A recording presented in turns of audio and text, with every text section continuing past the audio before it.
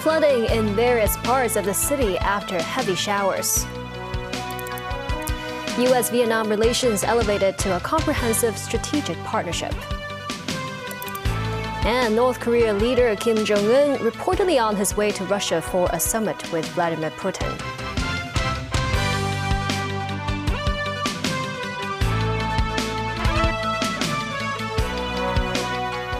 Hello and welcome to TVB News.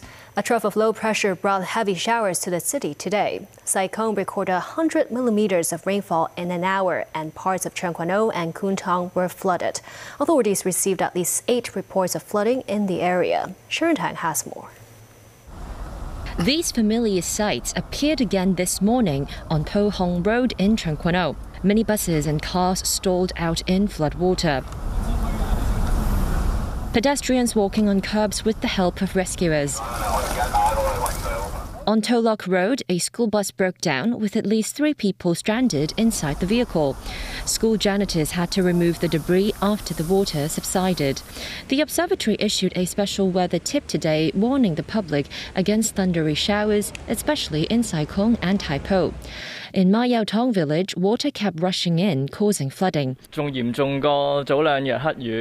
This resident thinks it's worse than 2 days ago when the black rainstorm warning was in force. He says the water came up to his ankles. Isolated showers affected the eastern part of Hong Kong.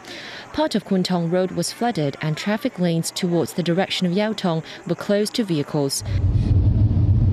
The Hoi Yun Road roundabout, as well as a construction site on King Yip Street, were also flooded. Another hard-hit area was Sha Tin, which recorded over 80 millimeters of rainfall in 1 hour. Authorities say they have been actively carrying out inspection and desilting works. The flooding today is mainly due to the rush rate of sands, leaves and debris from land area into our drainage system, which caused blockage.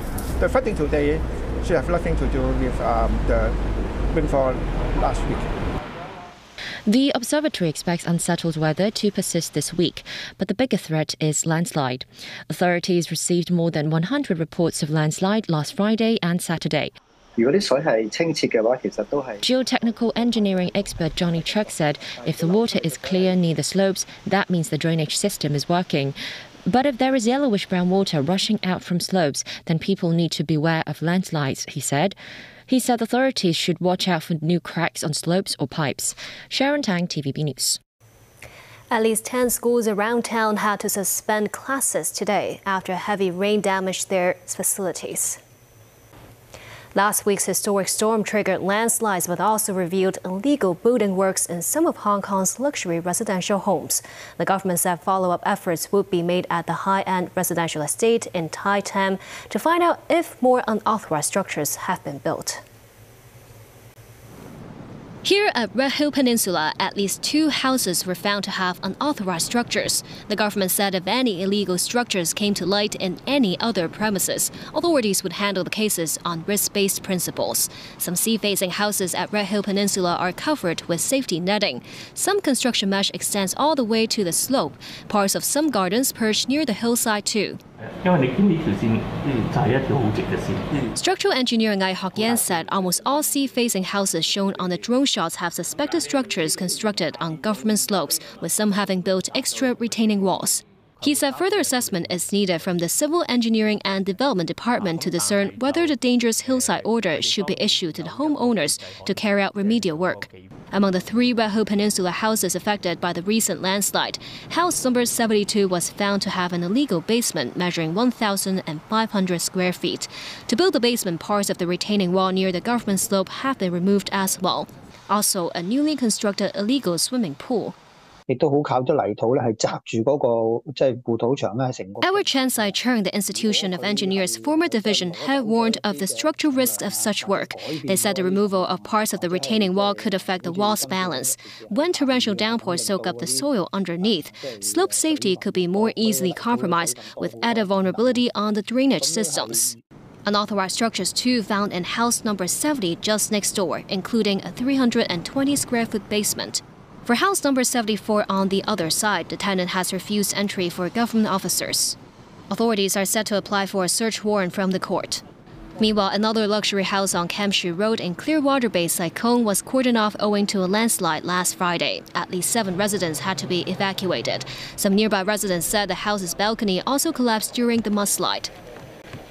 U.S. President Joe Biden is today wrapping up his visit to Vietnam after meeting the country's top leaders and forging new strategic trade and economic partnerships. Biden arrived in Vietnam from India, where he attended the weekend's Group of 20 summit. The U.S. leader insisted during his visit that enhanced ties with Vietnam was not aimed at containing China. Nasvi Karim with more. Americans will mark the 22nd anniversary of the 9/11 terrorist attacks when 4 passenger planes were hijacked, 2 of them crashing into the Twin Towers of the World Trade Center in New York. The skies where the Twin Towers formerly stood are once again being lit up with a tribute in light. The annual display sends up 2 powerful beams that can be seen for miles around from dusk to dawn, in memory of the lives lost in the terrorist attacks 22 years ago. The attacks claimed nearly 3,000 lives and reshaped American foreign and domestic policies. A 3rd plane slammed into the Pentagon while another crashed into rural Pennsylvania after a passenger revolt. U.S. President Joe Biden is due to take part in a ceremony at a military base in Anchorage, Alaska, after he returns from a trip to Vietnam. South Korean media outlets have reported that North Korean leader Kim Jong-un has departed aboard a special train bound for Russia and a summit with President Vladimir Putin. Thailand's new Prime Minister Srettha Thavisin made his first appearance before Parliament today as he laid out his government's plans to improve the economy. His agenda includes digital cash handouts, lowering energy prices, and relaxing visa rules to boost tourism. Still ahead.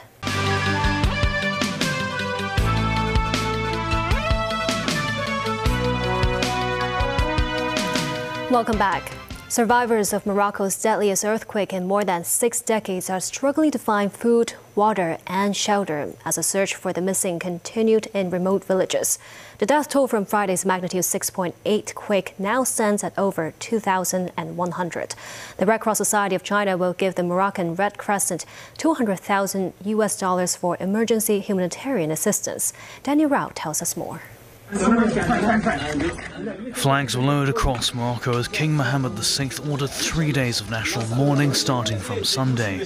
Rescuers are racing against time to find survivors in the rubble more than 48 hours after Morocco's deadliest earthquake in over 6 decades devastated villages in the high Atlas Mountains. Many survivors spent a 3rd night outside, their homes destroyed or rendered unsafe. People have been salvaging possessions from the ruins of their homes as they dug with their bare hands to find relatives. The damage done to Morocco's cultural heritage has been gradually emerging. Buildings in Marrakesh's Old City, a World Heritage Site, were affected. The quake also reportedly did major damage to the historically significant 12th century Tinmel Mosque in a remote mountain area close to the epicenter. Survivors struggling to find shelter and supplies have voiced criticism of what they have described as an initially slow government response. Morocco's government has deployed the army as part of its efforts to help those affected. It said it is reinforcing search and rescue teams as well as providing drinking water and distributing food, tents and blankets. Amid offers from several countries, Moroccan officials said they're accepting international aid from just 4 nations: Spain, Britain, Qatar and the United Arab Emirates. Meanwhile, the Red Cross Society of China will give the Moroccan Red Crescent $200,000 for emergency humanitarian assistance. President Xi Jinping has also extended condolences to Moroccan King Mohammed VI. The president said he was shocked to learn of the intense earthquake causing heavy casualties and property losses. Daniel, TV News. In the U.S. state of Pennsylvania, police say a murderer who escaped from a prison more than a week ago has slipped out of the search area. The man has changed his appearance and is now being sought in a stolen vehicle. This report from NBC News. Back locally, a magistrate today sentenced a mainland woman to 4 months in prison, suspended for 3 years, after abandoning her son at Quang Wa Hospital in July. The 12-year-old boy is now being taken care of by his grandmother in Jiangxi province on the mainland. Hong Konger John Leung was jailed for life on the mainland for espionage in May earlier this year. Chinese authorities have revealed the U.S. government has given him an award for his 30 years of work as an American spy. The Hong Kong International Aviation Academy has launched its first cadet pilot training program. Graduates would have the opportunity to work for 3 local partner airlines. To sports, Novak Djokovic won his 24th Grand Slam title by beating Daniil Medvedev in the U.S. Open final. Daniel Rao tells us more. In my own body, I still feel I got the support of my environment, of my team, of my family. Grand Slams, I have vocalized that in the last few years, have been always the highest goal and the priority of mine in the whole season. Luis Rubiales, the suspended head of the Spanish Football Federation, has finally resigned 3 weeks after his kiss of a player on the lips overshadowed Spain's first ever Women's World Cup title. And the German national football team has parted ways with manager Hansi Flick. Flick's dismissal came a day after their 4-1 home loss to Japan in a friendly match, and with the 4-time world champions struggling to perform ahead of the Euro 2024 tournament on home soil. And that's the news. Thank you for watching.